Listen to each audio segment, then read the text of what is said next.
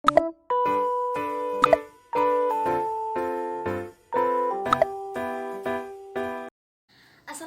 warahmatullahi wabarakatuh. Good morning everyone. How are you today?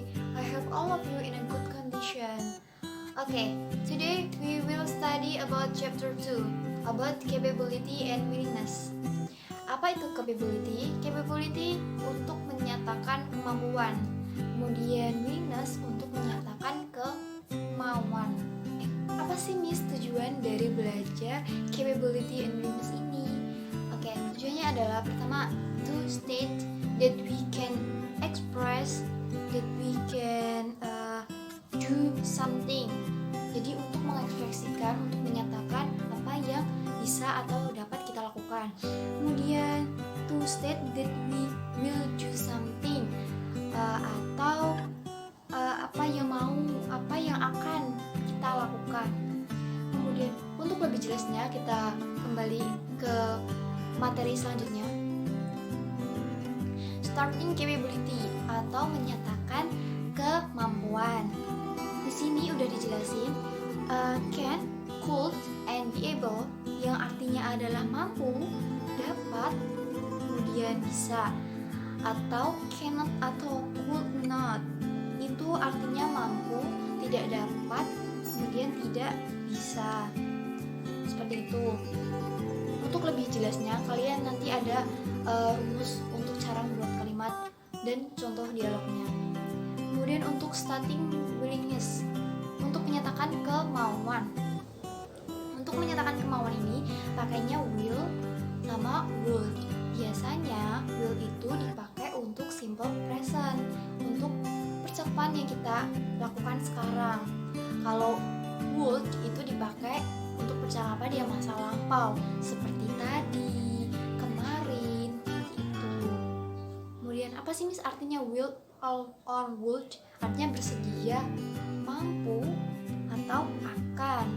Kemudian kalau tidak bisa, kalau tidak mau, tidak akan, tidak bersedia, itu bisa pakai will not atau won't.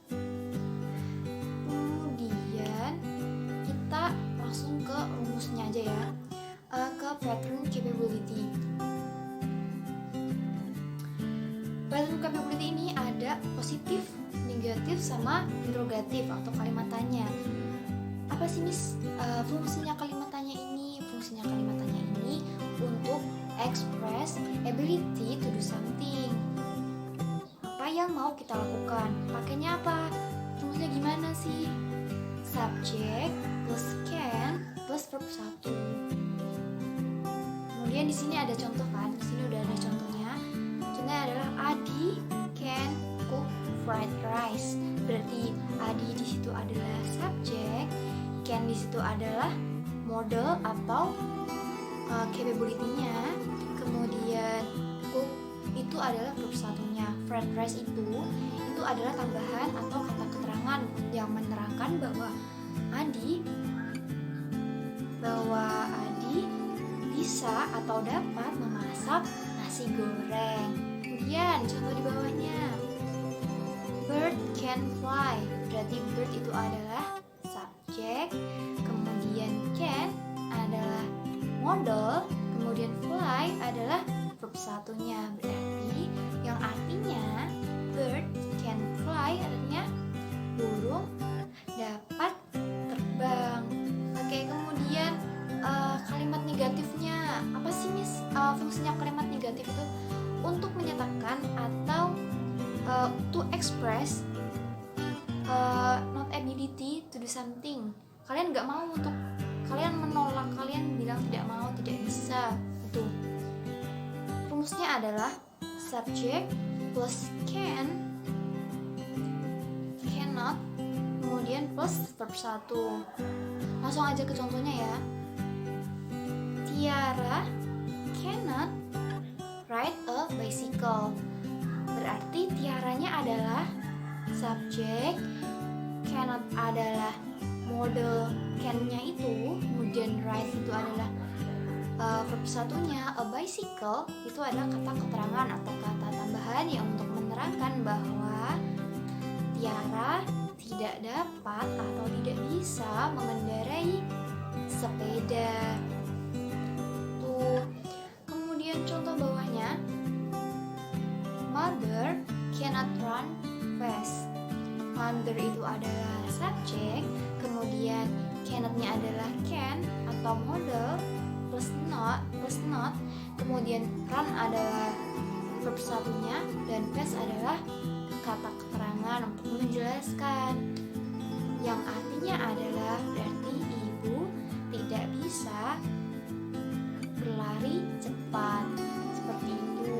Oke, kemudian adalah kalimat tanya yang fungsinya adalah asking someone ability, untuk menanyakan kemampuan, bisa tidak, dapat tidak, kayak gitu. Untuk langsung kita ke contohnya aja, maksudnya ke rumusnya adalah can plus subject plus verb 1 plus tanda tanya. Kemudian untuk jawabannya sendiri bisa pakai yes or no. Misal yes berarti yes, kemudian subject plus can. Kalau no berarti no subject plus cannot. Kita langsung ke contohnya yang ada di sini. Can he sing a song? Berarti can itu adalah modal, he adalah subjeknya, sing adalah verb 1. Kemudian a song itu sendiri adalah objek untuk menjelaskan sing itu tadi. Berarti yang artinya berarti bisakah dia menyanyi sebuah lagu, bisakah dia bernyanyikan sebuah lagu? Misal jawabannya yes, berarti di sini kan tulisannya yes ya. Berarti yes he can. He-nya adalah subjek plus can. Kemudian contoh di bawahnya, can you come to my birthday party? Berarti can di situ adalah tetap can atau modal. You adalah subjek, come itu tadi adalah verb 1, kemudian to my birthday party adalah kata keterangan untuk menjelaskan verb 1-nya itu tadi. Kalau diartikan berarti bisakah kamu datang ke pesta ulang tahunku? Seperti itu. Kalau jawabannya no, I cannot. Tidak, saya tidak bisa. Kalian di situ bisa kasih reason atau alasannya. Misal, no, I cannot. I'm busy. Misal aku sibuk. Kemudian I have another schedule atau aku punya jadwal lain. Pertanyaan yang menggunakan can di awal kalian bisa menggunakan question word pakai 5W1H. Apa sih nih 5W1H itu? 5W1H itu adalah where, who, what, where, why, kemudian satunya adalah how. Nah, di sini saya pakai contoh yang how. How can Budi play piano? Bagaimana bisa Budi bermain piano? Di sini bisa dipecah, berarti how-nya itu adalah question word. Question word itu selalu di depan. Kemudian can adalah modul yang dipakai untuk kalimat tanya. Kemudian Budi adalah subjeknya, play adalah verb 1. Kemudian piano adalah kata keterangan yang menunjukkan apa sih yang dimainkan sama Budi, apa sih bendanya. Nah, bendanya itu adalah piano. Gitu. Kemudian kita ke pattern willingness atau rumus yang digunakan untuk willingness atau kemauan. Itu ada kalimat positif, negatif, dan interrogatif atau kalimat tanya. Rumusnya gimana sih, Miss? Ini rumusnya adalah subject plus will atau would, kemudian verb 1. Langsung kita ke contoh ya biar lebih paham, lebih mudah. Pertama adalah I will do my homework. Berarti I-nya adalah subjek, kemudian will-nya adalah will atau would itu willingness yang pasti ada.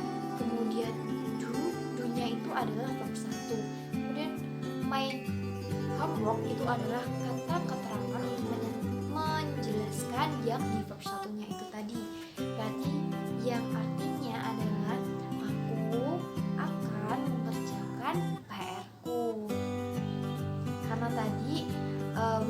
itu adalah yang artinya bersedia, mau atau akan. Kemudian contoh bawahnya, I will go to the bookstore. Berarti I-nya adalah subjek, kemudian will-nya adalah will atau would, kemudian go-nya adalah verb 1. Kemudian to the bookstore adalah kata keterangan yang menjelaskan.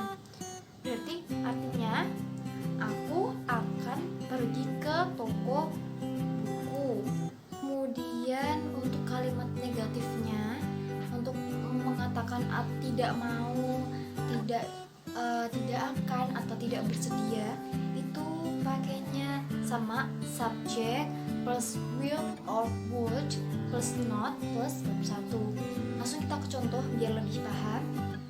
Ririn would not come to your birthday party. Berarti Ririn tidak akan atau tidak mau datang ke ulang tahunmu. Yang di sini adalah Ririn itu sebagai subjek, kemudian would not-nya itu adalah will or would, kemudian come itu adalah verb 1-nya, dan to your birthday party itu adalah kata keterangan untuk menerangkan come-nya itu tadi. Bawahnya, contoh bawahnya, Dodi will not atau won't pay the bill. Berarti Dodi di situ adalah subjek, kemudian won't-nya itu adalah will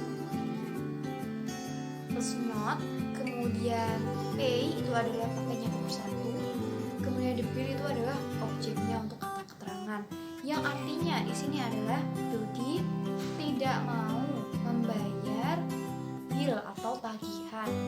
Untuk menanyakan dia mau nggak ya, tuh rumusnya adalah will or would, kemudian plus subjek, kemudian plus verb 1, kemudian tanda tanya. Cara jawabnya misal yes berarti subjek plus will, kalau no berarti subjek plus would not atau won't. Nah, kita langsung ke contohnya ya. Will Tina go with Arun tonight? Berarti will-nya itu adalah will, rumus dari will itu sendiri. Tina itu adalah subjeknya, go itu adalah verb 1-nya, with Arun tonight itu adalah objek untuk menerangkan. Jadi maukah, akankah Tina pergi dengan Arun malam ini? Nah, di sini kan jawabannya yes, berarti jawabannya berarti kan ya berarti yes, she will, dia akan, dia mau, seperti itu. Kemudian contoh berikutnya, would you come here? Would-nya di sini adalah will or would, kemudian you-nya adalah subjek, come itu sendiri adalah verb 1-nya. Akankah dia datang ke sini? Akankah dia datang di sini? Nah, jawabannya itu no, I would not. Berarti tidak, dia tidak akan datang. Gitu. Untuk lebih jelasnya, untuk lebih pahamnya, di sini saya punya dialog menggunakan can sama would. Nah, ini seperti gambar di sini. Kita artiin bareng-bareng ya. Hai Lala, good morning. Berarti hai Lala, selamat pagi. Good morning Abby, selamat pagi Abby. Kemudian, wah, your bicycle is new. La, can you use it? Wah, sepedamu baru.